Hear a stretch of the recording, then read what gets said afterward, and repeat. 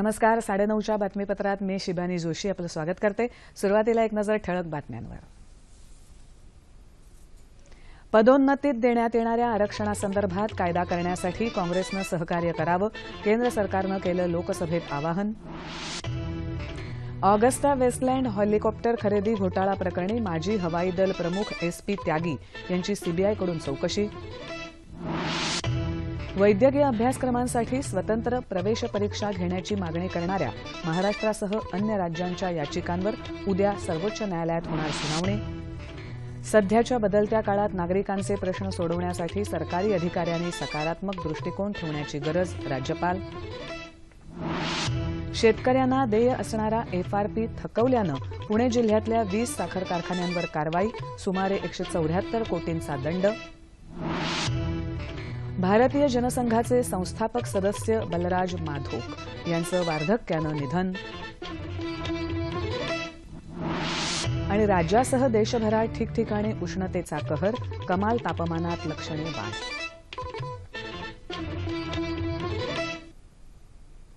नमस्कार. आणि आता सविस्तर वृत्त. अनुसूचित जाती, जमाती आणि इतर मागासवर्गीयांना पदोन्नतीमध्ये आरक्षणाचा कोटा असावा, यावर केंद्र सरकार ठाम आहे. या संदर्भात कायदा करण्यासाठी काँग्रेसनं सहकार्य करावं, असं आवाहन सामाजिक न्याय आणि सक्षमीकरण मंत्री थावरचंद गेहलोत यांनी आज लोकसभेत केलं. मंत्रालयानं सादर केलेल्या मागण्यांवर सभागृहात चर्चा सुरू असताना काँग्रेस नेते मल्लिकार्जुन खरगे यांनी पदोन्नतीमधल्या आरक्षणाची मागणी केली, त्यावर गेहलोत उत्तर देत होते. या मागण्यांमध्ये विरोधकांनी सुचवलेली कपात आवाजी मतदानानं फेटाळत मागण्या मंजूर झाल्या. पदोन्नतीमधल्या आरक्षणाबाबत अनुकूल असल्याचं पत्र काँग्रेसनं दिलं तर सरकार हा प्रस्ताव पुढे पाठवेल, असंही गेहलोत यांनी यावेळी सांगितलं. यंदाच्या वर्षापासून वैद्यकीय अभ्यासक्रमांसाठी सामायिक प्रवेश परीक्षा घेण्याच्या निर्णयावर आज लोकसभा सदस्यांनी टीका केली. याबाबतचा निर्णय सरकारचा नसून सर्वोच्च न्यायालयाचा आहे, असं संसदीय कामकाज मंत्री व्यंकय्या नायडू यांनी सभागृहात स्पष्ट केलं. काँग्रेसचे खासदार राजीव सातव यांनी या परीक्षेबाबत चिंता व्यक्त केली. यंदाच्या वर्षापासूनच ही परीक्षा घेण्याच्या निर्णयाचा राज्यातल्या सुमारे 80% विद्यार्थ्यांना फटका बसणार आहे, असं सातव म्हणाले. येत्या आंतरराष्ट्रीय योग दिनाचं औचित्य साधून शालेय विद्यार्थ्यांसाठी योग ऑलिम्पियाडचं आयोजन केलं जाईल, असं मनुष्यबळ विकास मंत्री स्मृती इराणी यांनी आज लोकसभेत सांगितलं. राज्यसभेचं कामकाज आज विविध कारणांवरून गदारोळ झाल्यानं 3 वेळा स्थगित झालं. सभागृहाचं कामकाज सकाळी सुरू होताच शून्य प्रहरात काही सदस्यांनी कृष्णा गोदावरी खोऱ्यातल्या तेल उत्खननातल्या गैरव्यवहाराचा मुद्दा मांडला. गुजरातमध्ये नरेंद्र मोदी यांच्या मुख्यमंत्री कार्यकाळात हा प्रकार घडल्याचं त्यांनी निदर्शनाला आणून दिलं. पंतप्रधान मोदी यांनी या प्रकरणी निवेदन करावं, अशी मागणी या सदस्यांनी केली. या संदर्भात चर्चा करण्याची विरोधकांची मागणी वित्तमंत्री अरुण जेटली यांनी फेटाळून लावली. विविध सुविधा असणाऱ्या जलदगती रेल्वे गाड्या सुरू करण्याचा सरकार विचार करत असल्याचं रेल्वेमंत्री सुरेश प्रभू यांनी सांगितलं. रेल्वेच्या पायाभूत सुविधा विकासासाठी त्यांनी रेल्वेसाठीच्या राष्ट्रीय योजनेसह अनेक उपक्रमांची घोषणाही केली. दिल्ली मुंबई प्रवासाचा वेळ 5 तासांनी कमी करण्याच्या प्रकल्पात स्पेनच्या टाल्गो कंपनीला सहभागी करून घेण्यात आलंय. ही कंपनी या प्रकरणासाठी प्रायोगिक तत्वावर रेल्वे गाड्या देणार असल्याचंही प्रभू यांनी यावेळी सांगितलं. अतिमहत्वाच्या व्यक्तींसाठी ऑगस्टा वेस्टलँड हेलिकॉप्टर खरेदी करारातल्या कथित भ्रष्टाचार प्रकरणी माजी हवाई दल प्रमुख SP त्यागी यांची आज सीबीआयनं चौकशी केली.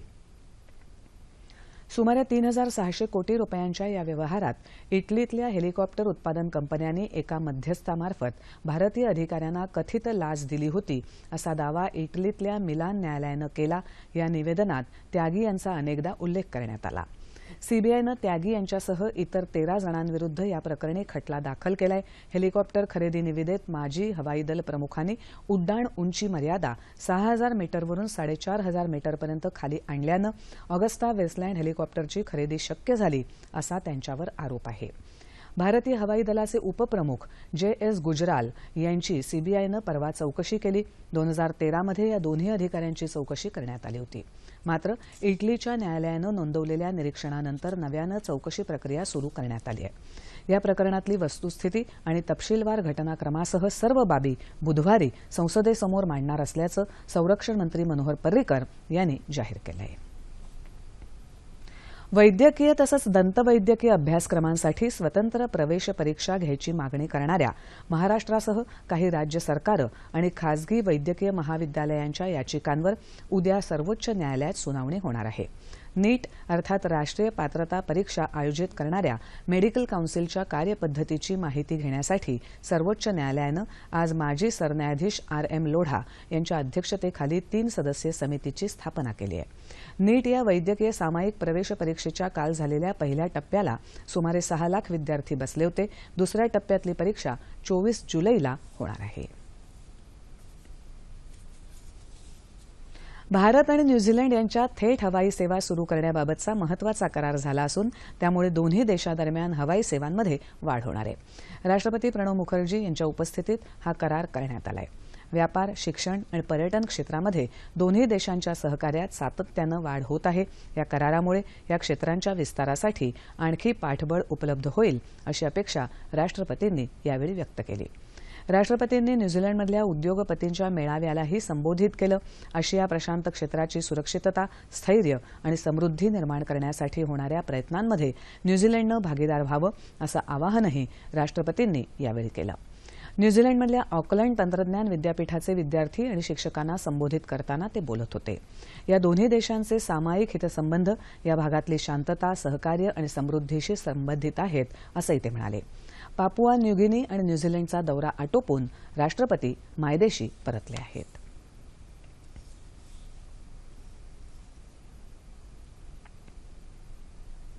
विविध बँकांचे 9,400 कोटी रुपये बुडवल्याचा आरोप असलेले उद्योगपती विजय मल्ल्या यांनी आज राज्यसभा सदस्यत्वाचा राजीनामा सभापती हमीद अन्सारी यांच्याकडे पाठवला आहे. मल्ल्या यांचं सदस्यत्व रद्द करावं या राज्यसभेच्या आचारसंहिता समितीच्या शिफारसीच्या आधी एक दिवस मल्ल्या यांनी राजीनामा सादर केला आहे.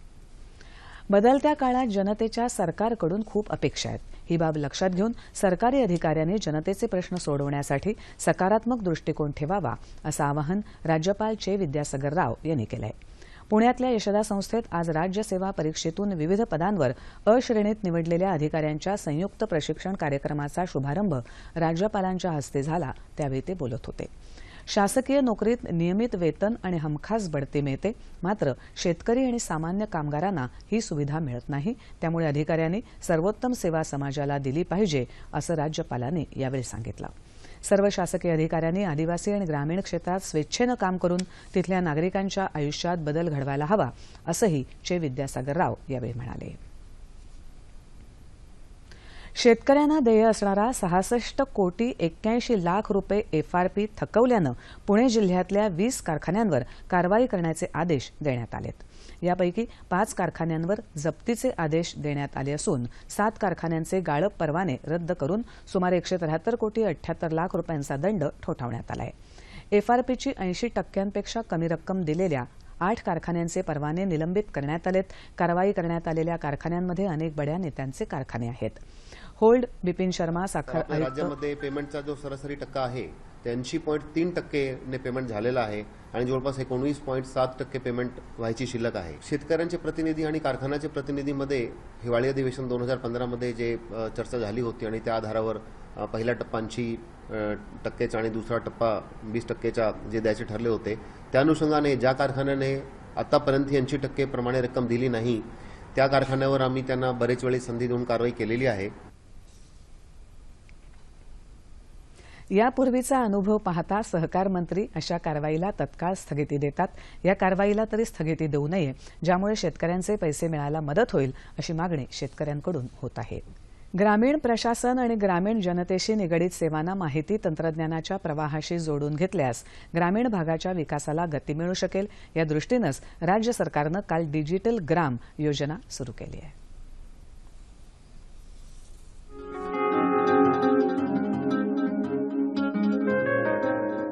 गेल्या काही वर्षांत डिजिटल तंत्रज्ञान हे आपल्या खाजगी आणि सार्वजनिक आयुष्याची अपरिहार्यताच नाही, तर आपल्या विकास आणि प्रगतीच्या मोजमापाचं नवं परिमाणच झालं आहे. त्यासाठीच पंतप्रधान नरेंद्र मोदी यांनी डिजिटल इंडियाचा संकल्प केला. मात्र हा संकल्प पूर्ण करायचा असेल तर त्यासाठी ग्रामीण भागाचं प्रतिनिधित्व करणाऱ्या जनतेला डिजिटल तंत्रज्ञानाच्या माध्यमातून सेवा आणि माहिती उपलब्ध करून देणं याला प्राधान्य द्यायला हवं. ग्रामीण जनतेसाठी असलेल्या योजनांची माहिती, 7/12 उतार्यांचे तपशील, शेतमालाचे बाजारभाव आणि त्याचवेळी शेतमालाची ऑनलाईन खरेदी विक्री या आणि अशा अनेक सेवा डिजिटल तंत्रज्ञानाच्या माध्यमातून उपलब्ध करणं अत्यावश्यक ठरतं. हे करत असतानाच डिजिटल ग्राम योजनेच्या माध्यमातून स्थानिक स्वराज्य संस्थांच्या प्रशासकीय कामकाजाला वेग देणं, त्यांच्यातील परस्पर संवाद वाढवणं तितकंच महत्त्वाचं ठरतं. असं झालं तर गावं तर डिजिटल होतीलच आणि त्याचमुळे वेग येईल तो डिजिटल इंडियाच्या संकल्पपूर्तीला.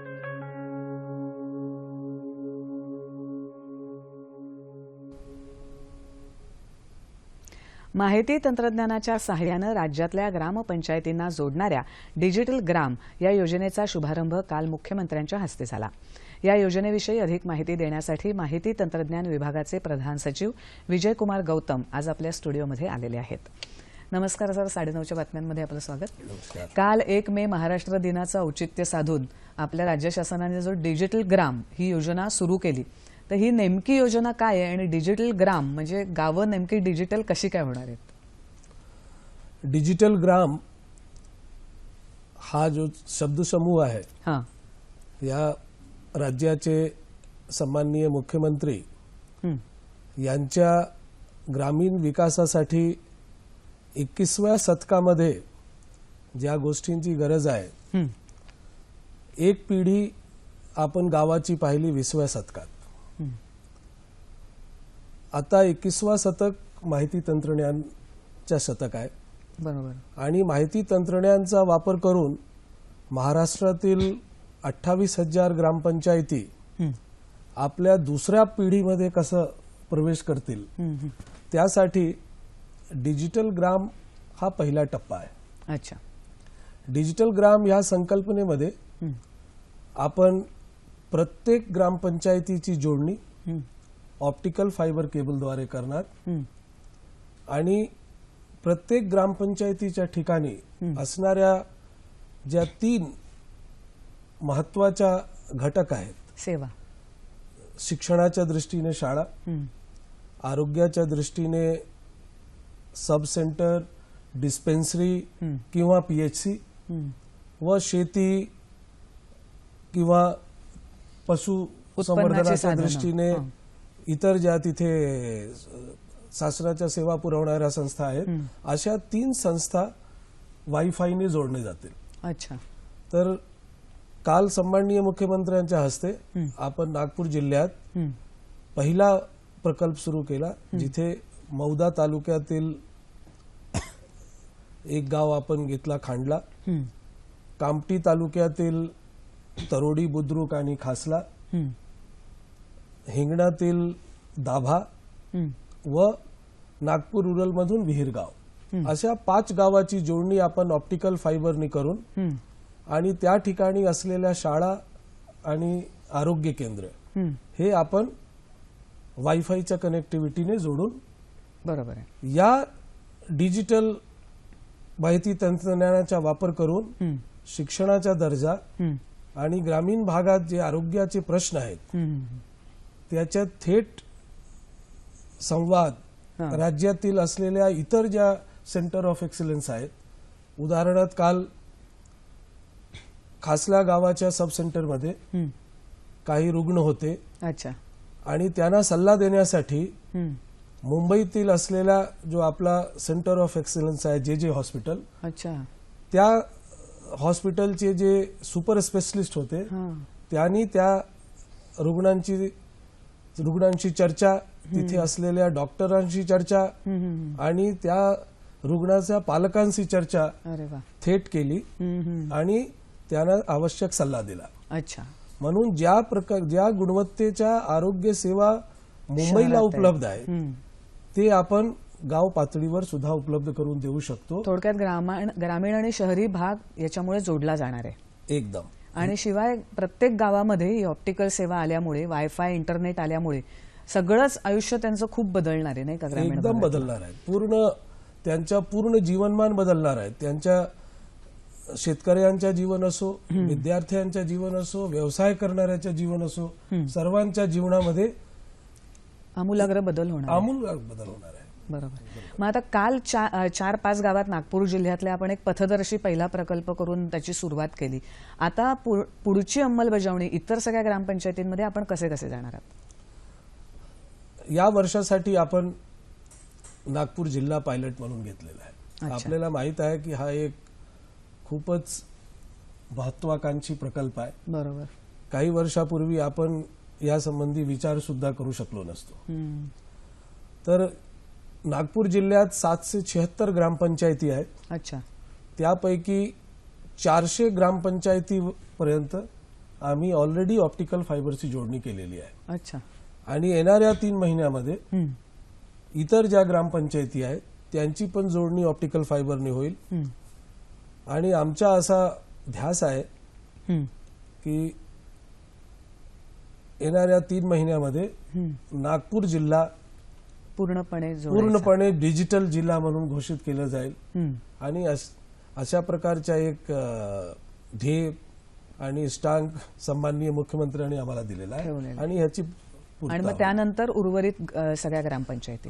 त्यानंतर आपल्याला माहित आहे की सन्माननीय पंतप्रधानाचा डिजिटल इंडिया अभियान आहे. या डिजिटल इंडिया अभियानामध्ये प्रत्येक ग्रामपंचायतीपर्यंत ऑप्टिकल फायबर घेऊन तिथे कनेक्टिव्हिटी द्यावी अशा प्रकारचा एक प्रकल्प आहे. आणि आपण महाराष्ट्र राज्यातील ज्या 28,000 ग्रामपंचायती आहेत या सर्व ग्रामपंचायतींना येणाऱ्या 3 वर्षामध्ये या भारत नेट प्रकल्पाखाली ऑप्टिकल फायबरची कनेक्टिव्हिटी देऊन तिथे बँडविड्थ देणार आहोत. आणि त्यासाठी आम्ही तज्ज्ञाच्या सल्ल्याने जो प्रकल्प अहवाल तयार केला होता तो प्रकल्प अहवाल कालच आम्ही सन्माननीय मुख्यमंत्र्याकडे दिलेला आहे. त्याची पूर्ण तपासणी होऊन तो अहवाल केंद्र शासनाकडे सादर केला जाईल. आणि 2019 पर्यंत महाराष्ट्रातील सर्व 28,000 गावे डिजिटल ग्राम होतील अशा प्रकारची आमची अपेक्षा. म्हणजे थोडक्यात राज्य सरकार आणि केंद्र सरकार दोन्ही सहकार्यातून आपल्या राज्यातली सगळी गावं त्यांच्या ग्रामपंचायती ऑप्टिकल फायबरने जोडून इंटरनेटच्या जाळ्यामध्ये सगळ्या गावांना थोडक्यात आणणार आहेत. पण याच्यामुळे आपल्या गावांमध्ये रोजगार निर्मिती पण होणार आहे का? म्हणजे तिथल्याच तरुणांना तिथे रोजगार दिला जाणार आहे या सगळ्या कामांसाठी? ही जी डिजिटल ग्रामची संकल्पना आहे संपूर्ण संकल्पना मुख्यमंत्र्यांनी एक नवीन दूरदर्शी विचार करून नेक्स्ट जनरेशन विलेज म्हणजे पुढच्या पिढीतला गाव कसा असावा आणि पुढच्या पिढीचा गाव म्हणजे शासनाचे धोरण आणि आर्थिक विकासाच्या जेवढ्या मॉडेल्स आणि उपक्रम आहेत त्याची माहिती तंत्रज्ञानाद्वारे सांगड घालून ग्रामीण भागात असलेल्या जे आपले नागरिक आहेत त्यांची जे आज फक्त शेतीवरच्या जे अवलंबून राहतात त्यातून त्यांना सेवेच्या क्षेत्रातील आणि इतर क्षेत्रातील ज्या संधी उपलब्ध आहेत ते जर त्या ठिकाणीच उपलब्ध करून दिल्यात बरोबर तर आज आपल्याला निसर्गाच्या प्रकोपातून जो दुष्परिणाम बघायला मिळत आपण पाहतो आणि ग्रामीण भागातून मोठ्या प्रमाणात लोक शहरी भागाकडे जातात. युवा वर्गांना वाटतो गावात काही उपलब्ध नाही आहे.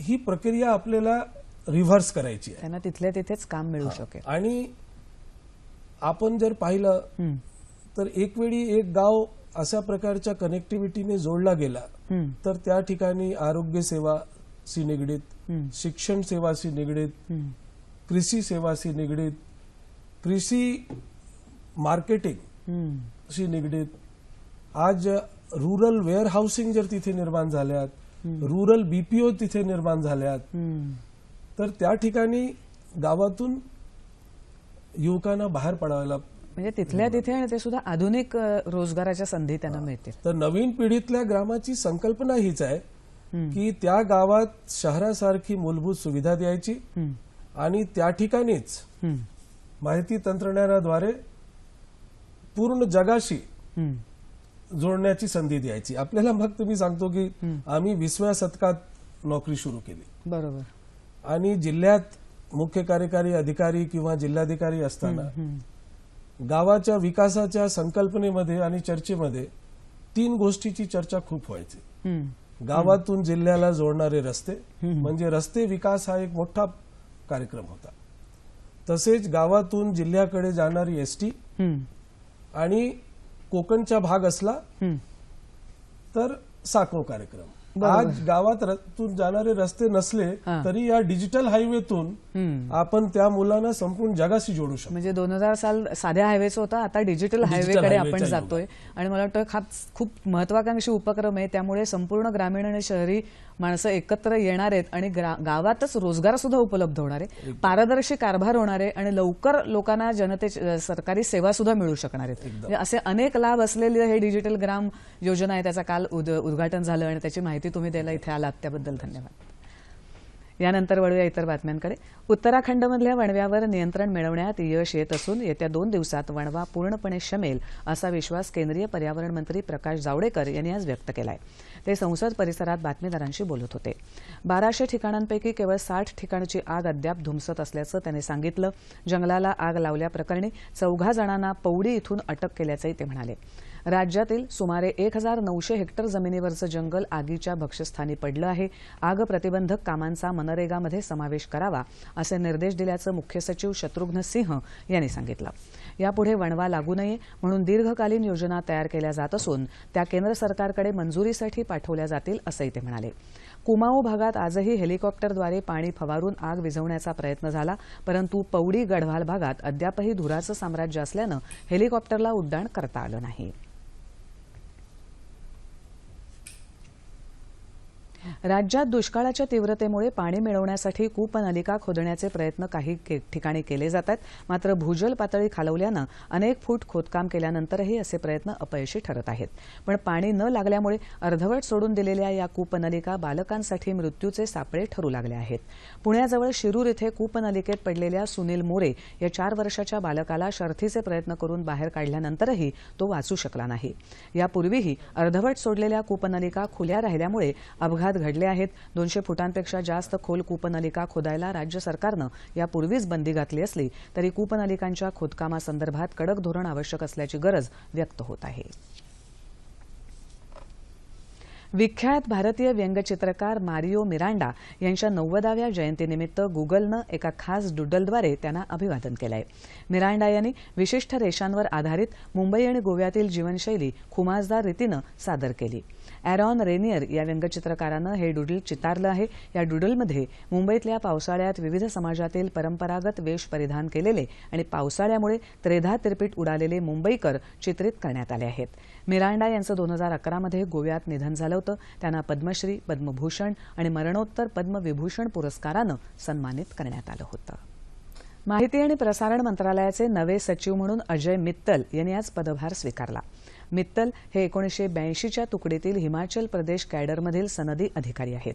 30 एप्रिल रोजी सेवानिवृत्त झालेले सचिव सुनील अरोरा यांच्या जागी मित्तल यांची नियुक्ती झाली. माहिती आणि प्रसारण मंत्रालयातर्फे हाती घेण्यात येणारा ध्वनी लहरींचा लिलाव, चित्रपट प्रमाणपत्र प्रक्रियेचं सुलभीकरण आणि केबल क्षेत्राचं डिजिटायझेशन या पार्श्वभूमीवर मित्तल यांनी सचिव पदाचा कार्यभार स्वीकारला आहे. भारतीय जनसंघाच्या संस्थापक सदस्य आणि माजी खासदार असलेले बलराज मधोक यांचं आज नवी दिल्लीत वार्धक्यानं निधन झालं. ते 96 वर्षांचे होते. पंतप्रधान नरेंद्र मोदी यांनी मधोक यांच्या निवासस्थानी जाऊन त्यांच्या पार्थिवाचं दर्शन घेतलं. मधोक आपल्या विचारधारेशी कायम प्रामाणिक राहिले अशा शब्दात पंतप्रधानांनी मधोक यांना श्रद्धांजली अर्पण केली आहे. मधोक यांनी जनसंघाचं अध्यक्षपदही भूषवलं होतं. 1961 आणि 1967 साली ते नवी दिल्ली मतदारसंघातून लोकसभेवर निवडून गेले होते. त्यांनी ऑर्गनायझर या नियतकालिकाचं संपादनही केलं होतं. आणीबाणीच्या विरोधात त्यांनी लढा दिला. त्यावेळी त्यांनी 18 महिने कारावासही भोगला होता. बलराज मधोक यांच्या निधनानं तत्वनिष्ठ राजकारणी हरपला असल्याची शोकभावना भाजपा प्रदेशाध्यक्ष रावसाहेब दानवे यांनी व्यक्त केली आहे. देशभरात उष्णतेची लाट कायम असून पंजाब, उत्तर प्रदेश, हिमाचल प्रदेश आणि हरियाणात भीषण उष्णता जाणवत आहे. राज्यातही उष्णतेच्या लाटेची तीव्रता कायम आहे. नागपूर, अकोला आणि वर्धा येथे 45° इतकं तापमान नोंदवण्यात आलं. येत्या काही दिवसात कमाल तापमानात वाढ होण्याची शक्यता प्रादेशिक हवामान केंद्राच्या सूत्रांनी वर्तवली आहे. गुजरात राज्यातही उष्णतेची अतितीव्र लाट आली असून या पार्श्वभूमीवर गुजरात सरकारनं नागरिकांना सावधानतेचा इशारा दिला आहे.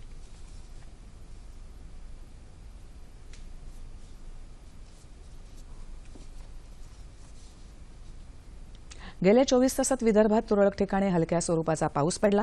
मध्य महाराष्ट्र आणि विदर्भाच्या काही भागात कमाल तापमानात सरासरीच्या तुलनेत लक्षणीय वाढ झाली. राज्यात सर्वात जास्त तापमान नागपूर येथे 45.3° इतकं नोंदवण्यात आलं.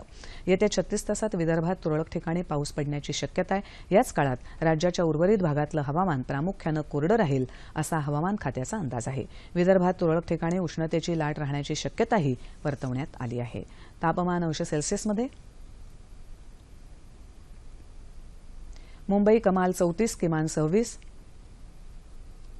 नागपूर 45 आणि 27, पुणे 39 आणि 21, औरंगाबाद 40 आणि 27, नाशिक 39 आणि 23, कोल्हापूर 39 आणि 23, रत्नागिरी 33 आणि 25, सोलापूर 43 आणि 27 आणि अमरावती कमाल 41 आणि किमान 27. ठळक बातम्या पुन्हा एकदा.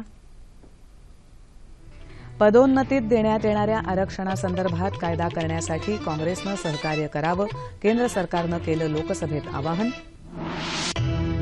ऑगस्टा वेस्टलँड हेलिकॉप्टर खरेदी घोटाळा प्रकरणी माजी हवाई दल प्रमुख SP त्यागी यांची CBIकडून चौकशी. वैद्यकीय अभ्यासक्रमांसाठी स्वतंत्र प्रवेश परीक्षा घेण्याची मागणी करणाऱ्या महाराष्ट्रासह अन्य राज्यांच्या याचिकांवर उद्या सर्वोच्च न्यायालयात होणार सुनावणी. सध्याच्या बदलत्या काळात नागरिकांचे प्रश्न सोडवण्यासाठी सरकारी अधिकाऱ्यांनी सकारात्मक दृष्टिकोन ठेवण्याची गरज, राज्यपाल. शेतकऱ्यांना देय असणारा FRP थकवल्यानं पुणे जिल्ह्यातल्या 20 साखर कारखान्यांवर कारवाई, सुमारे 174 कोटींचा दंड. भारतीय जनसंघाचे संस्थापक सदस्य बलराज मधोक यांचं वार्धक्यानं निधन. आणि राज्यासह देशभरात ठिकठिकाणी उष्णतेचा कहर, कमाल तापमानात लक्षणीय वाढ.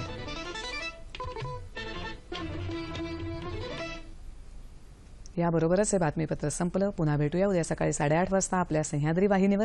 नमस्कार.